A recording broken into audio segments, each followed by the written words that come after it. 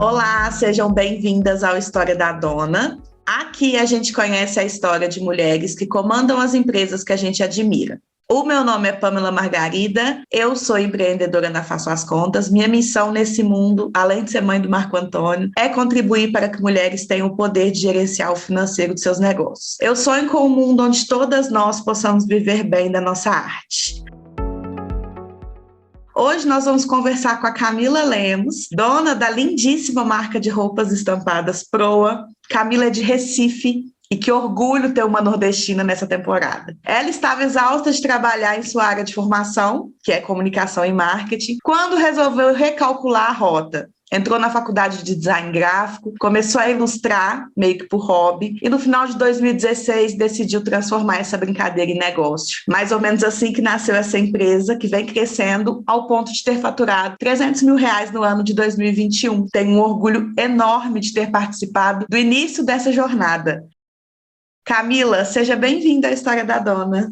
Oi, Pam, tudo bom? Muito obrigada pelo convite, eu fiquei muito honrada, acompanho seu conteúdo demais, sou muito fã do seu trabalho e me sinto assim lisonjeada de ter tido o seu conhecimento para eu dar início na minha empresa lá no comecinho e até hoje, para a gente estar colhendo os frutos que a gente está colhendo. Que ótimo, eu fico feliz. Ô Camila, eu falei aqui na introdução do que eu li sobre você, sobre o que eu pesquisei e achei aí pelas internets. Eu quero que agora você se apresente. Quem que é Camila? Como que você se vê? Certo, eu sou Camila, tenho 32 anos e eu sou jornalista por formação. Me formei em jornalismo, atuei na área de comunicação por uns anos, até decidir empreender. Mas essa questão do empreendedorismo criativo, eu acho que ele vem antes de mim, porque eu sempre fui uma pessoa muito inquieta e uma criança muito criativa. Então eu era aquela criança que inventava moda com tudo, assim. Eu inventava até pedra, eu vendia, assim. Eu pegava pedras na praia, eu trazia para casa para vender para os coleguinhas do condomínio. Fazia pulseira com miçanga. Então, assim, eu sempre fui essa criança. Eu sou geminiana, inquieta, assim, e todo dia criativa, né? Como os geminianos são criativos. Exatamente. E aí, quando eu costumo pensar assim, meu Deus, o que me levou a empreender? E aí eu lembro como eu era criança, eu pegava, sei lá, às vezes eu pegava barro, misturava com água e fazia uma tinta. Tudo eu queria criar alguma coisa e não tinha muito sentido, né? Criança, a gente só quer se divertir, né? E aí, hoje em dia, quando eu olho para trás, eu vejo que realmente eu era uma criança que inventava muita coisa. Já era bem empreendedora. Isso, bem empreendedora, mas assim, muito informal. Eu não tinha noção nenhuma que eu queria abrir uma empresa até eu decidir abrir uma empresa, assim. Eu não tinha um sonho de empreender. Eu era uma jornalista cansada, trabalhava muito e quis, assim, recalcular minha rota mesmo, sair da minha profissão e tirei um tempo para estudar qualquer outra coisa, assim. Eu fiz muitos cursos e acabei entrando novamente na faculdade de design. E aí voltei para minha vida de estudante e foi na faculdade de design que eu tive contato com ilustração, com estamparia, o que viria a ser o iniciozinho do meu processo de empreender. Então, sim, empreender para mim realmente foi uma surpresa boa, assim, não era algo que eu almejava, mas foi um caminho que eu encontrei porque eu já não me adequava mais ao mercado de trabalho tradicional. Eu queria ter um pouco mais de qualidade de vida e eu também queria ter minha liberdade criativa, né? Eu queria colocar essa energia para fora de alguma maneira. E assim começou a minha história com a Proa. Que legal. Ô Camila, você falou aí que você era uma criança que já, de alguma forma, já inventava moda e tudo mais, mas você tem lembrança, assim, do que você queria ser quando crescesse? Tenho lembrança, desde criança eu sempre disse que eu queria ser jornalista. É mesmo? É mesmo. Eu não sei de onde eu tirei isso, mas assim, talvez por ser geminiana, eu sempre fui muito comunicativa. Geminiano fala muito, muito.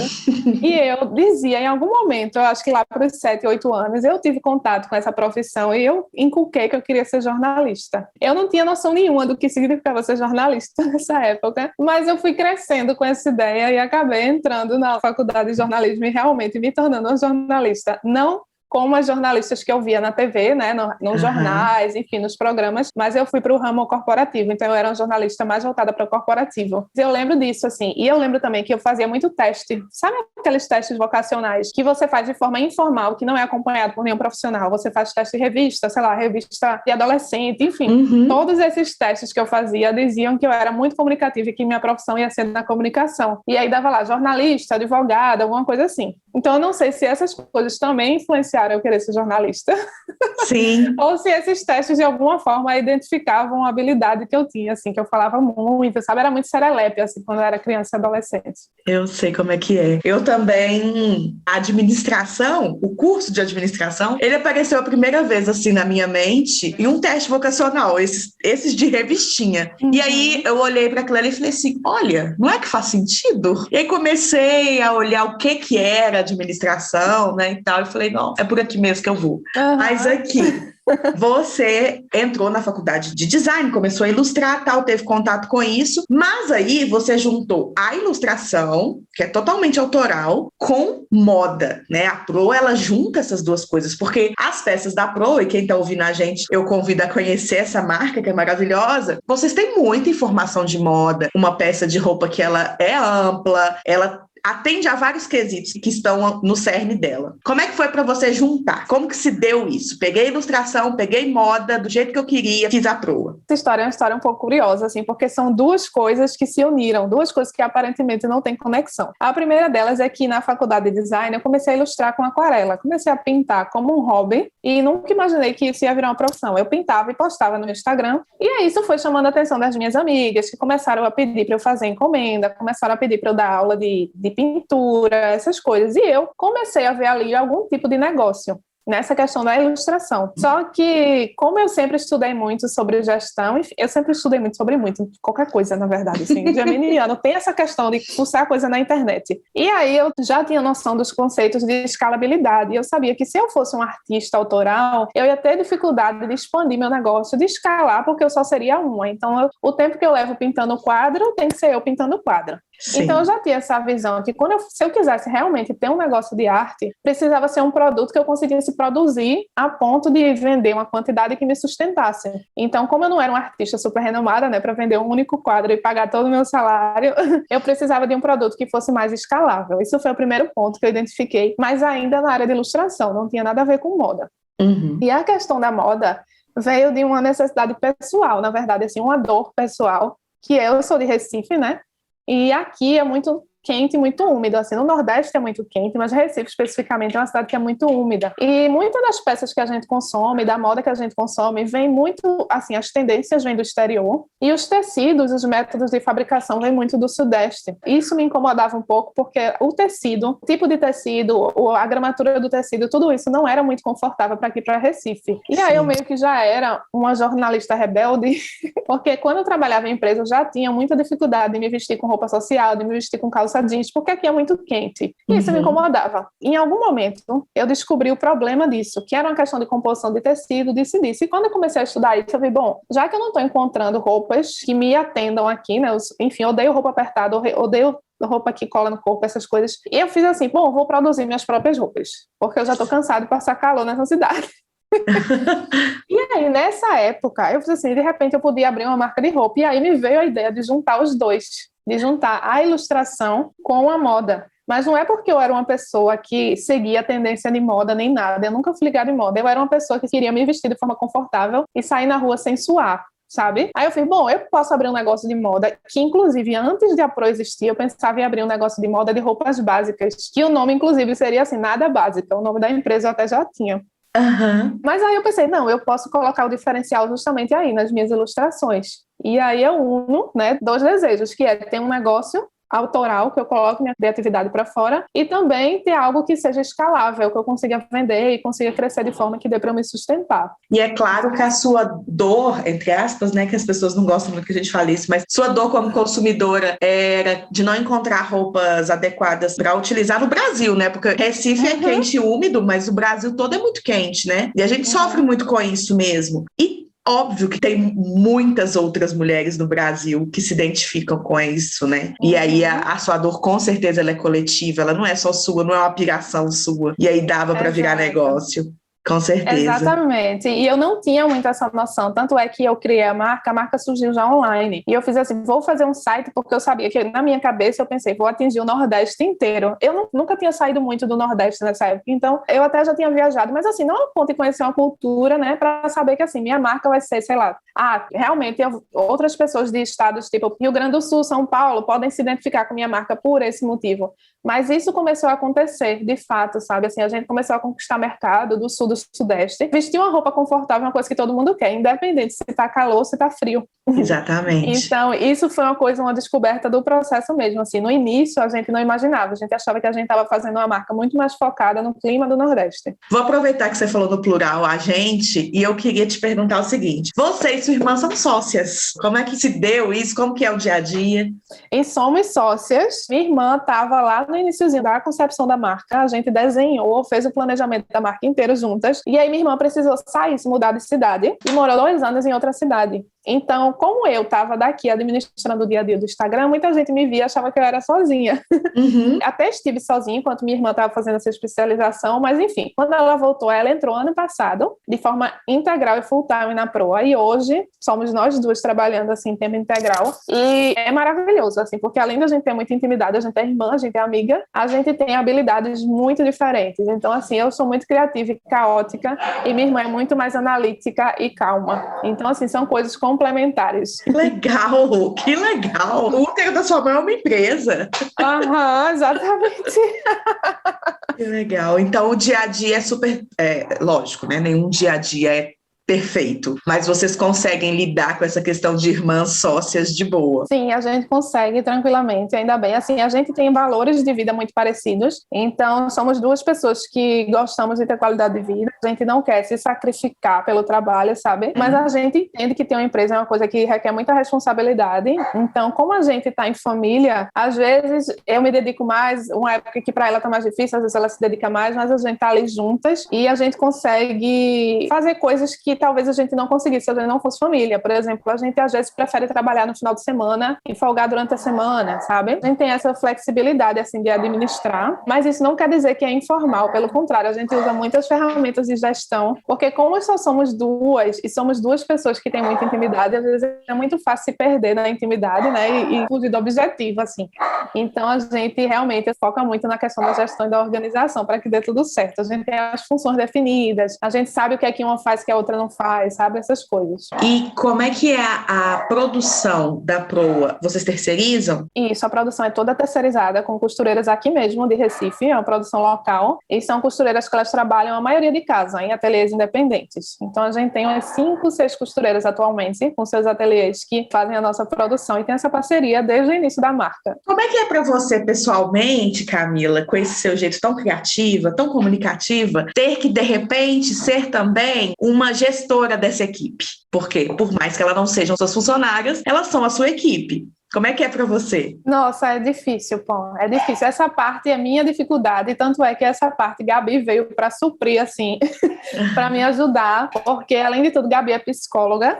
Então, ela sabe, ela é psicóloga por formação. Então, assim, para ela é muito mais tranquilo e muito mais fácil lidar com as pessoas, enquanto eu sou muito caótica, então eu tenho que ter cuidado para eu não endoidar nenhuma costureira. Então, assim, como eu sei como eu sou, eu sempre trabalhei com as costureiras de forma muito organizada. A gente tinha uma planilha de produção, eu conversava muito com elas, a gente tem o WhatsApp, tudo sempre muito transparente, sabe? E eu fazia o mínimo para ser organizada, porque se eu não tivesse uma planilha para dizer para elas como eu queria e para elas acompanharem, questão de datas, tudo, eu provavelmente me perderia, assim, na minha cabeça, sabe? Mas, assim, a gente tem costureiras maravilhosas, assim, inclusive 2 que estão com a gente desde a primeira peça da marca. Que ótimo. Eu tenho muita sorte, assim, de ter encontrado essas mulheres, porque, basicamente, a Proa existe por elas, assim, elas são muito dedicadas, elas gostam muito de trabalhar na Proa, sabe? A gente se diverte. Claro que a gente tem perrengue, né, que todo mundo passa, mas, assim, é um relacionamento muito tranquilo, sabe? E que dá ótimo. Tudo certo, ainda bem. Ainda bem, que ótimo. Essa parte de gerenciar outras mulheres, eu vejo muito em marca de moda, que às vezes vocês empreendedoras são mais novas que as costureiras e mais mais novas, tanto de idade quanto de profissão, porque em geral a gente encontra costureira que costura desde pequena, desde adolescente, enfim. Então, às vezes há uma barreira entre você chegar com uma demanda para uma mulher que é mais velha e muito mais experiente que você, né? Isso existe. Então, a função de gestora, ela realmente tem que ser bem definida, assim, bem desenvolvida, né? Para poder não causar nenhum atrito. E me conta uma coisa, com quanto tempo de empresa que você começou a se remunerar e hoje você já recebe um salário suficiente? Sim, hoje eu já recebo um salário suficiente, a gente tira o Prolabore mensalmente, mas isso demorou bastante a acontecer. Primeiro, antes de eu te contratar, na verdade, eu fiz a consultoria com você logo no início da Proa, eu não tinha a mínima noção, né, de nada. A única coisa que eu fazia era separar o dinheiro da empresa do meu, mas porque eu não tirava nada para mim. Então, eu meio que no início da empresa, eu tinha uma reserva financeira, aí eu falava, como a empresa ainda não girava totalmente, eu ficava com medo de tirar dinheiro. Então, eu não tirava dinheiro e vivia lá da minha reservinha. No pessoal que você fez ao longo da sua carreira. Exato, exatamente. E aí depois eu comecei, sim, a tirar um salário, que eu digo que era um salário de estagiária, era uma bolsa estágio. Mas era importante porque era o que a empresa comportava no momento, sabe? Eu sempre tive a preocupação de nunca tirar muito dinheiro. Assim, eu sou muito organizada financeiramente, então eu tinha muito medo de ficar sufocada. Eu não vou dizer que eu tinha medo de ficar devendo fornecedor, porque eu comprava tudo à vista. Isso de aprender a não comprar à vista veio contigo também. Eu tinha tanto medo que eu só comprava tudo à vista e ficava sem capital de giro. E demorou. Olha, eu acho que eu lancei a marca em 2017 e eu só em 2020 que eu comecei a tirar um salário realmente, assim, que dava para eu viver. Entendi. Assim, janeiro de 2020, a empresa já estava um pouco mais estruturada e eu finalmente vou conseguir tirar o Prolabore. Aí veio a pandemia, né? Mas tudo bem. E aí a primeira coisa que eu fiz foi suspender o meu Prolabore. Mas foi 3 anos depois eu comecei a tirar um Prolabore mínimo, assim. Entendi. E você falou essa questão agora de que no início você já é uma pessoa que veio, né, já da sua vida pessoal organizada financeiramente, provavelmente você tem um medo de se endividar e aí você comprava tudo à vista e depois comigo você foi aprendendo a comprar a prazo para ter capital de giro. Como que é para você tomar as decisões da empresa do tipo, por exemplo, agora eu vou aqui adquirir um parcelamento de 12 meses, vamos supor. Como é que você trata seu coraçãozinho, sua cabeça para aguentar fazer esse tipo de coisa mesmo com medo? Olha, isso é muito difícil para mim até hoje, muito, muito difícil. Eu sempre acho que no mês seguinte eu não vou vender nada. E aí eu penso, meu Deus, como que eu vou pagar isso sem vender nada, sabe? Eu ainda não tenho aquela segurança, assim. Eu sei que eu vou vender alguma coisa, porque a empresa ela vem num ritmo de venda, né? Mas eu sempre fico achando que eu posso, num mês ruim, eu ficar completamente endividada. Então, como é que eu faço? Eu faço uma compra de acordo com a realidade de caixa que eu tenho hoje. Então, eu sempre penso nisso, assim, claro que eu não vou conseguir pagar as contas do ano que vem com o dinheiro de caixa que eu tenho hoje, né? Mas, assim, eu também não consigo ficar sufocada a ponto de não ter nenhum, 2, 3 meses de capital de giro, sabe? Sim. Então, assim, eu sou muito consciente nas compras, inclusive eu acho que isso é um dos motivos, assim, que a gente ainda não cresceu mais, porque para crescer mais a gente precisa de estoque. E eu ainda tenho dificuldade de largar assim um pouco e dizer assim, vou adquirir esse estoque bem maior sim, porque minha empresa está nesse momento, sabe? Mas eu acho que aos poucos eu estou aprendendo a lidar, também a gente está começando a ver um fluxo de receita, assim, sabe? Que a gente consegue estabelecer um padrão, porque assim, no início é muito difícil, tem mês que você, sei lá, vende R$1.000, tem mês que você não vende nada, tem mês que vende R$10.000, e a gente fica muito perdida, assim, como empreendedora, sabe? Isso era uma das dúvidas que eu tinha no início, assim, o que é que acontece se eu não vender nada esse mês? E aí eu fui apresentada esse tema capital de giro, assim, por você. Mas eu pensava sempre nisso. E até hoje eu tento tomar decisões muito conscientes, assim, com a empresa. E de até pensar assim, não, se eu precisar, eu dou um passo para trás aqui para poder dar 2 para frente, sabe? Mas é difícil até hoje. Mas eu também acho que quando a gente vai vendo um fluxo de receita, a gente vai sentindo um pouco mais de segurança para saber, bom, eu posso fazer esse parcelamento, sei lá, de 10 vezes de R$500, porque eu já venho vendendo mais que isso no mês. Todo mês. E isso é muito mais importante do que eu gastar meu caixa inteiro quero agora 5 mil reais à vista e ficar sem nada para poder fazer a empresa girar, né? Eu estou tomando consciência muito mais disso agora. Ano passado a gente profissionalizou muito mais a gestão, assim. Realmente fui estudar a fundo, assim, muito mais sobre isso. E esse ano a gente está um pouco mais segura em tomar decisões mais ousadas. Que ótimo. Camila, você falou uma coisa agora, que é, você sabe que a sua empresa ainda tem a crescer e talvez não tenha crescido tanto porque você está freando de um pouco de medo de estoque. Eu estou passando por um momento na Faço as Contas, onde eu também tenho muito medo de não ter capital de giro. Eu também tenho esse medo de mês que vem eu não vender nada ou não vender mais nada. E às vezes eu tenho sonho de que a Faço as Contas parou de vender, morreu a Faço as Contas. Mas enfim, né, apesar de tudo mostrar que isso não vai acontecer, pelo menos não tão abruptamente, né? A gente ainda tem esses medos. Mas atualmente, eu estava muito confortável com belos, bons meses de capital de giro aí para pagar todo o meu custo fixo durante muitos meses. Porém, entretanto, todavia, eu percebi que se eu não fizesse algumas contratações de serviços, a Faço as Contas também não iria crescer. Resultado disso é que eu subi muito o meu custo fixo e automaticamente o meu capital de giro não dá mais para tantos meses de agora em diante, né? Eu ainda tenho capital de giro, mas ele tá um capital de giro bem mais justo. Mas é isso, assim, eu cheguei no momento, a Faço as Contas está fazendo 7 anos e eu tenho que começar a escolher se eu vou ficar parada no mesmo lugar, se eu vou crescer a passos muito, muito, muito lentos, ou se eu quero mesmo continuar crescendo, né? Enfim, e isso não vem de graça, isso custa a nossa paz.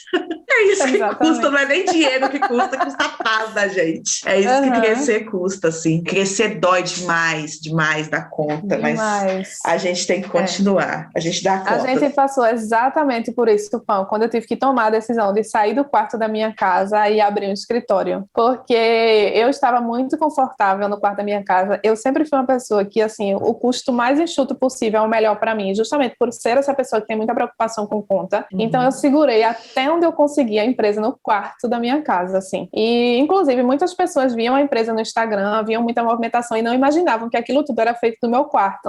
E aí, ano passado, eu tive que tomar uma decisão porque eu não tinha mais para onde colocar rolo de tecido e estoque. Aqui na minha imagino! Casa, meu apartamento era tomado, tinha caixa de envio na mala do carro, enfim, uma confusão. E eu fiz, bom, para eu aumentar o estoque, eu preciso de espaço, eu não tenho como. Só que é um processo, assim, que na gente, vê assim, primeiro eu tenho que gastar para depois eu ver o retorno. E isso me doía muito, assim, isso me causava muita insegurança, mas foi o que teve que ser feito. E hoje em dia, eu olho para o escritório, eu olho para o tanto de coisa que tem, eu fico pensando que seria inviável ter isso aqui na minha casa. Então, realmente, eu tive que dar esse passo mesmo no risco, sabe? E a gente está chegando em outra fase que a gente tem que dar um novo passo, que eu fico, meu Deus, será que é a hora? Será que não é a hora, sabe? Dia desse, semana passada, eu acho, eu vi uma menina dando entrevista que a empresa dela pedia um empréstimo para comprar estoque para poder crescer. E eu fiz, meu Deus do céu, será que um dia eu vou ter essa coragem?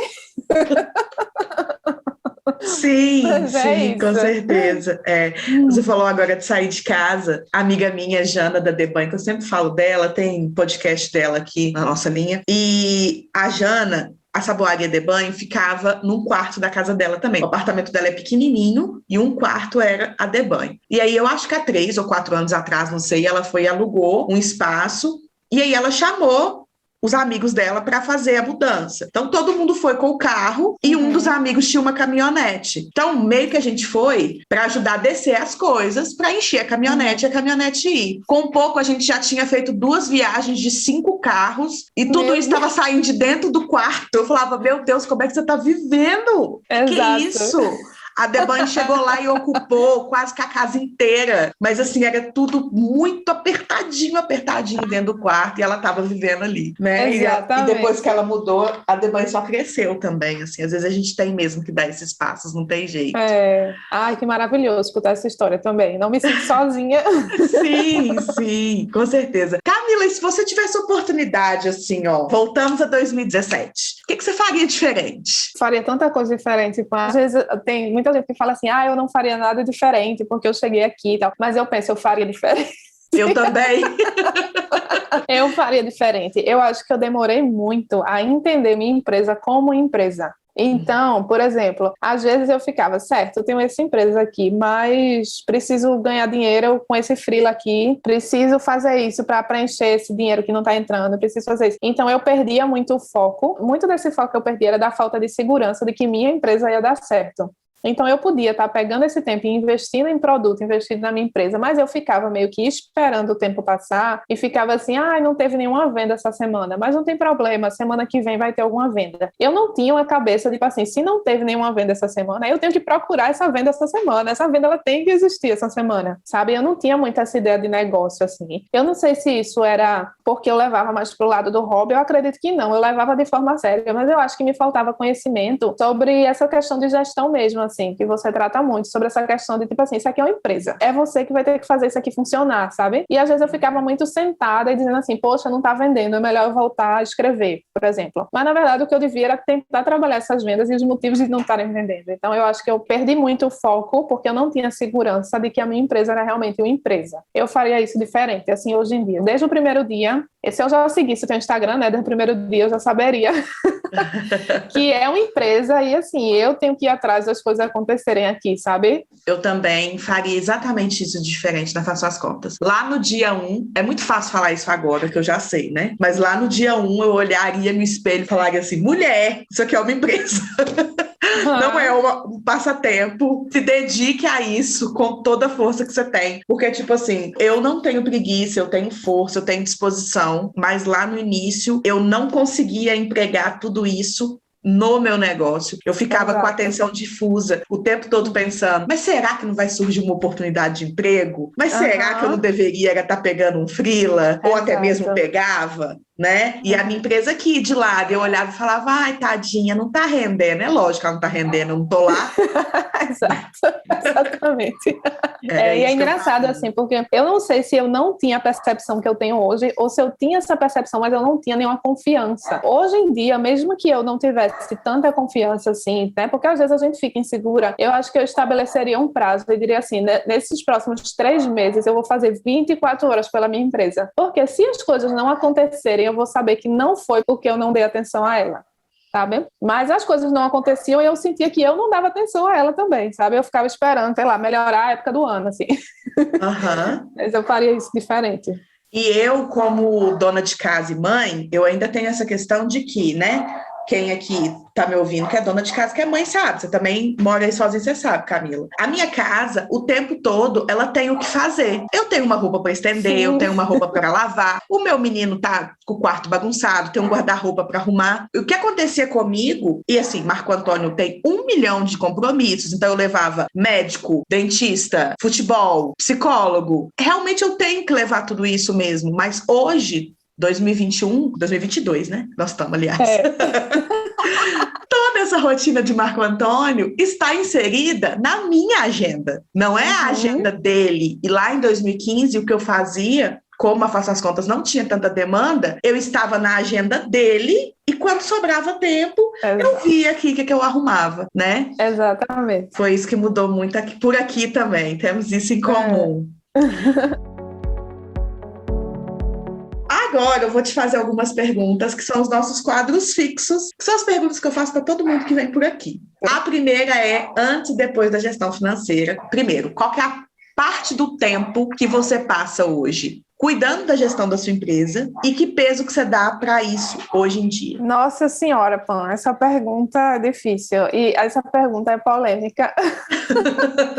Porque eu sou daquele time que acha que gestão é assim 80%. Que é daquele time que acha assim, eu posso ter um produto maravilhoso, que se eu não souber administrar, ou eu não der atenção à administração, eu não vou conseguir ter uma empresa que gira. Então, se eu puder te dizer assim, de quanto hoje eu me dedico à gestão, apesar de eu ser a pessoa que cuida do criativo da Proa, eu diria que é 70% gestão e 30% criativo. Assim, todos os dias, quando eu acordo e ligo meu computador, a primeira coisa que eu faço é olhar dados, olhar o caixa, olhar essas coisas. E a partir disso eu começo o meu dia como criativa, sabe? Não tem um dia sequer que eu não olhe o caixa da empresa. Porque como eu já não estive nesse lugar, já sei o que é a consequência de não estar nesse lugar, uma pessoa que se preocupa com gestão. E hoje em dia eu tenho plena consciência, assim, se a gente conseguiu crescer, se a gente conseguiu faturar, se a gente conseguiu vender, o que a gente fez é porque a gestão ela foi muito bem acompanhada, assim, sabe? Porque é o que eu digo para minha irmã, às vezes a gente foca muito no faturamento da empresa. Tipo assim, sei lá, faturei 100 mil reais ano passado. E eu e minha irmã, a gente tem um bordão que a gente fala assim, não adianta nada se faturar 100 mil reais e gastar 105. Sim. Assim, não é uma empresa sustentável. Então, a gente é muito ligada nessa questão de, assim, de quanto a gente gasta, do que a gente gasta, para onde vai o dinheiro, quais são os insumos que a gente compra, como a gente lida com a matéria-prima muito cara, a gente tem que ter muita consciência de onde a gente está gastando dinheiro, sabe? Porque para estampar tecido no Brasil é uma coisa que caro. É bem onerosa, e a gente não abre mão de ser feito aqui, sabe? De ser costurado localmente, de ser costurado por costureira bem remunerada. Então, tudo isso a gente tem que estar de olho no dia a dia, né? Então, hoje, atualmente, eu estou assim, mais na gestão do que na criação. Tanto é que eu tenho que deixar na agenda assim, o meu dia de criar. Porque se eu não deixar, acaba passando assim, com coisas, sabe? E você acha que há espaço para criatividade, mesmo sendo gestora? Assim, você consegue criar? Com certeza. Sim, e assim, para mim, a criação é meu desafogo, assim, né? Assim, é a parte que eu tô ali assim, aberta a qualquer coisa, assim, eu não tenho passo a passo para mim na parte da criação. Claro que eu tenho uma metodologia, porque eu tenho prazo, né, para criar, mas assim, é aquele momento que eu sento e pego meu pincel e eu posso pintar de qualquer cor papel, que vai aceitar qualquer coisa, sabe? Então eu acho que dá para dividir, assim, um tempo. Hoje, coisas estão um pouco melhores, porque minha irmã chegou e tomou metade das minhas funções, né, então assim, ela tá com operação, ela tá com contato com fornecedor, com atendimento ao cliente, e hoje eu estou muito mais focada nessa questão da gestão financeira e na questão da criação. Mas mesmo quando eu era sozinha, eu fazia questão de dividir essas minhas duas personalidades, porque eu sei que uma não vive sem a outra, assim, também. O diferencial da nossa empresa é a parte criativa. Sim. Então, também tem que ter dedicação a ela, assim. Confesso que, para mim, atualmente, é mais difícil criar do que gerir, porque quando você pega um ritmo, né, de gestão, você já vai no automático, e a criação ela não funciona no automático, a criação ela funciona muito da inspiração, da intuição, eu tenho que parar, então às vezes eu preciso esvaziar minha mente de tudo que eu tenho para conseguir pintar uma estampa nova, assim, sabe? Mas é isso, são as divisões, né, quem é dona de negócio sabe que são assim, multifacetas, e às vezes falam assim, nossa, como você faz muitas coisas, como é que você aguenta? Eu falo, eu não aguento, eu faço. Hoje eu não sei. Muito, não sei muito bem, mas assim, vou fazendo, eu tenho que fazer, né? Então eu faço. Maravilhosa. O nome dessa temporada, dessa terceira temporada, é Viver da Própria História. Sem romantismo, a gente sabe que empreender pode sim ser uma porta para a mulher ser protagonista e não só coadjuvante, porque a gente sabe que muitas mulheres são coadjuvantes do marido, do filho, da mãe, né, do pai, enfim. Você hoje acha que você é protagonista da sua história? Está vivendo a sua história? Completamente, sim. Acho que eu vivo completamente a minha história. Eu sempre tive essa questão muito de viver minha vida de acordo com o que eu acredito, assim, com os meus valores. Então, até antes de eu empreender, quando eu era CLT ainda, eu tinha muito essa questão da independência, de eu fazer as coisas do jeito que eu quisesse. Assim, não estou falando só independência financeira, a independência também de tomar decisões, né, de seguir os caminhos que a gente quer seguir. E eu acho que o empreendedorismo, ele me trouxe para um campo de que eu realmente agora me sinto que eu estou vivendo totalmente as coisas que eu acredito, assim, como eu nunca pude. Então, assim, claro que empreender é muito difícil. Eu acho que todo mundo que é dono de um negócio sabe, ainda mais dono de um pequeno negócio, que é o nosso caso, que faz muita coisa sozinha, sabe que, assim, não tem nada que pague, assim, o preço da gente poder tomar as próprias decisões, assim, sabe? Tanto no negócio quanto na nossa vida, enfim. Hoje mesmo eu passei a manhã fora do escritório, porque eu estava numa consulta médica, eu fico pensando, quando isso seria possível, sabe?